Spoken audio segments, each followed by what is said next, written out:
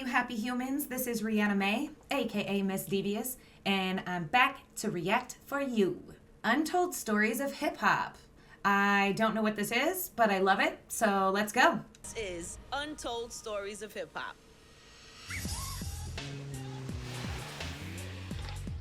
We are outside of Snoop Dogg's compound. No one has more untold stories than Snoop. He survived many different periods of hip-hop, and he's still here, like thriving. True. I've interviewed him many times over the years, but there was one time in particular where, because of our interview, it ended up him not being friends with Tupac when Pac passed. And I always kind of like felt guilty about that. So I'm curious where he is with that. I am doing a secret project at the Snoop Dogg compound. BLE, Boss Lady Entertainment, baby. Boss Lady Entertainment. You know what my hat say? What does it say? No sucker. Legendary Snoop Dogg. I can't wait to No sucker shit. see what happened. I'm gonna go back now. I'm gonna start this off with an older story. It was an important time in my career because I was a baby, I was coming up. I was very nervous about the times and what was happening. It was this big East Coast, West Coast thing, and in the moment, it was real. Like, it was gigantic. It was real. And I was desperate to do my part and try to help simmer something that could happen, right? There was a lot of tension between East Coast and West Coast rappers. And then in the middle of all that, you and I have this big interview the day after the MTV Awards. Yes, the day before the interview, Nas and Tupac. Did you see that? When they were there at the park, yes. In the park. Oh, I got scared. And I had a reason to be. Because I had just done this big Tupac interview, right? I only aired 12 minutes of the 2-hour interview because I was so afraid to fuel this situation even more. Back in the day, I hear it was like so serious. I only aired 12 minutes of the 2-hour interview because I was so afraid to fuel this situation even more. Do it look like I'm doing drive-bys on these? No. I don't give a nobody understand, but I'm a soldier. But it's affecting other people, though, is the problem. Other people need to just know that life's a bitch. You want to be in a rap game? Hustle for it. Fight for that like I had to do. So I'm like walking through the MTV Awards party by myself because I'm desperate to see Tupac because I want to tell him, listen, I'm sorry I didn't air our whole interview. Right.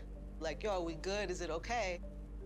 And from the corner, I see Nas walking towards Pac. And I was like, let me move away to the... I didn't bounce, I waited, but I definitely made my way to the exit. I was right there. Oh my God. What happened was, Nas ain't got a lot of people with him, but he got a lot of people with him, if you know what I mean. They're in the crowds lurking, you just don't know. They're surrounding. Well, right. Got it. And I'm seeing him and I'm knowing, because I'm a gangbang. I'm seeing with their hands on their guns. Tupac got the whole death row and the... Should. Wild up. I step away from him. Him and Nas right here, boom. And these are all real street rappers too. It's not like this fake made up stuff. It's real. Nas like, what's up, Pac? Man, I love your music, I'm a fan. That's what Pac say. Well, if you a fan, I dissed you, Jay-Z, Biggie, he named off a gang of them.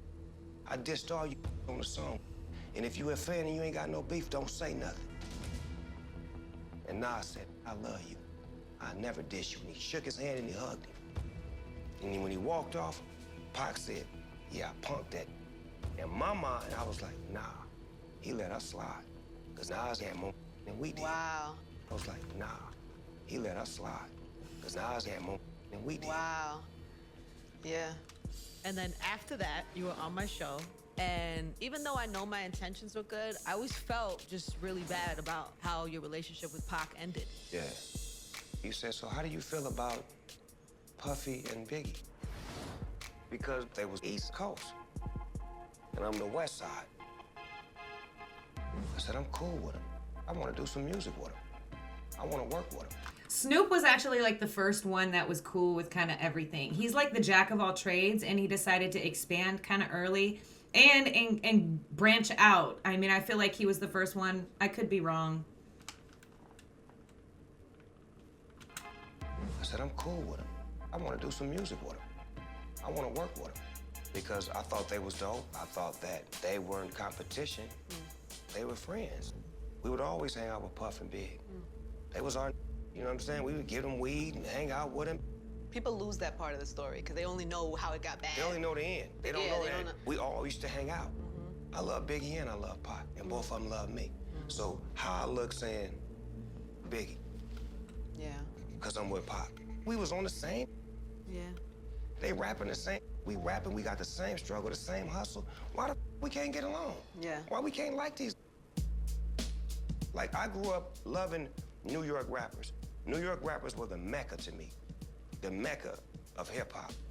So why would I stop that after I become hot and become the king of the West or whatnot? Say, Yeah. well, that, no, I'm still gonna have my values and my pride and say I respect the game. So we did that interview, and what happened after? When I get back to the hotel from doing the interview with you, my uncle come upstairs and he say, Tupac is tripping. I'm like, what you mean? He said he talked about you. I said, Well, and unfortunately back then, like back in the day, hip hop was so influential that like it affected every different genre, like politicians and governors and mayors, and everybody knew what was happening in the hip hop world. And this was like before social media could tell the whole world everything, you know? It was like everybody was tuned into the hip hop world, the rap world, underground rap music. Tupac is tripping. I'm like, what you mean? He said he talked about you. I said, nah, you tripping. Nah, he ain't talking about me. He said, man, I just heard him. He down there talking about you. And he talking about going to the club and finding Biggie up. I'm like, what are you talking about? So now I get a call in my room, and it's Muta. Muta is one of the outlaws. He like, Pac wants some weed. I'm like, tell Pac to come get the weed. And hang up. Another phone call. It's Pac. What's up? Hey, Muta finna come get some weed for me. All right. That's all he say, right? So my uncle go to the club with him. I guess they played a Biggie record and he snatched the record off the turntable. He just was wilding out that night, acting a damn fool. He wanted to trip on me, but he couldn't. But his aggression was towards me. So because I said, I'm cool with Puffy and Biggie doing the interview with you. Tupac took it as if I wasn't down with him no more, as if I was side busted, as if I was scared. Death Row looked at me as like a traitor. Yeah, but Snoop has always been such a smooth, chill dude, kind of easygoing. He's a stoner, you guys. As if I was scared. Death Row looked at me as He's like scared. a traitor. The next day, actually I had to fly back home from New York. And normally on a private plane, it'd be Pac, his security, me, my security, Suge, and a couple of his homies. This time I go to the airport, my security walking with me. Suge like, hold up, they can't roll. They gotta catch a regular flight. So now I'm like, That's not a good sign. okay. I'll be going with them. Yeah, with them, not with you. First of all, Pac ain't said to me though, from that moment on, But everybody else has security. yeah. I seen it happen. I know how to get down. I was so- just gonna say, I that's know. what my mind was I know wondering. how he get down. Yeah. I'm not a stranger to danger. I know what it is. Right. I've been on some hood shit. You are not gonna pull a quick one on me. That's know. what my mind was I know how he wondering. get down. Yeah. I'm not a stranger to danger. I know what it is. So now I get on the plane. So now I'm looking around. Pac right here, a couple other right here. I'm like, what's up, Pac? And they do me like this. So I walk to the back of the plane, give me a blanket, grab me a knife and a fork, the blanket over my nose right here, my little black glasses on, and ride like this the whole flight, hoping one of them come with me so I can stab out everybody on this mother. This is a 5.5-hour flight. Don't nobody say one word to me. Not one word. Just having conversations and doing all kinds. They ain't saying nothing to me. Now we land.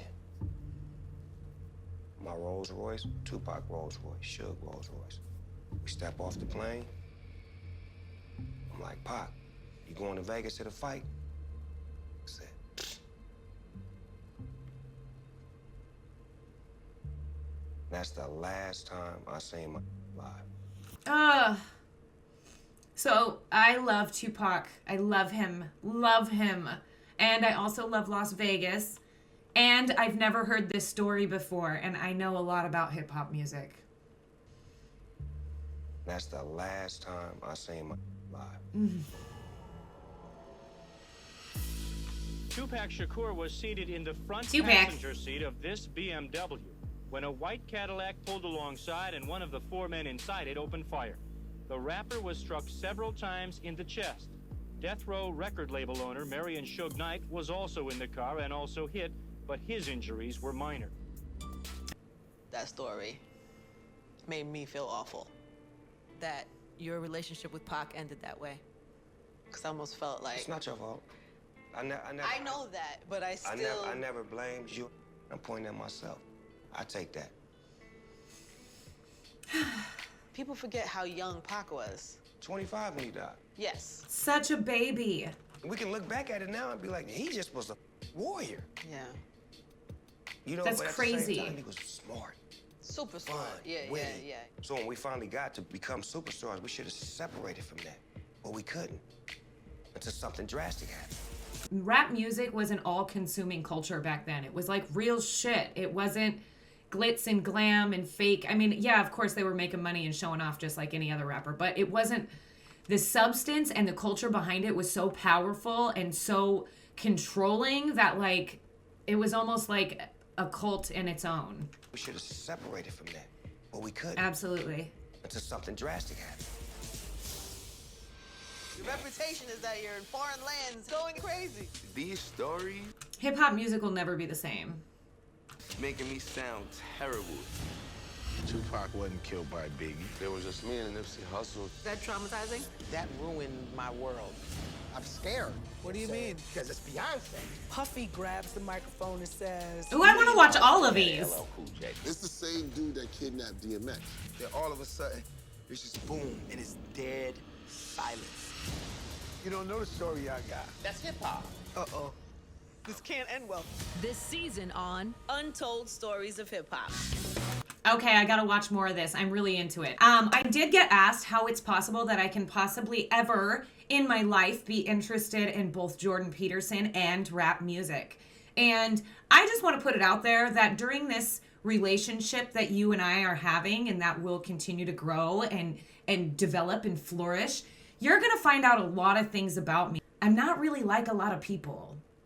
I'm not really comparable. I feel like everybody's special and unique, but please don't try to put me in whatever cookie cutter box that you feel I fit into. If it bothers you that I like both rap music and Jordan Peterson, then I'm really sorry. I love you guys so much. Thank you so much for stopping by. Make sure you like and subscribe, and I'll see you next time. And maybe we should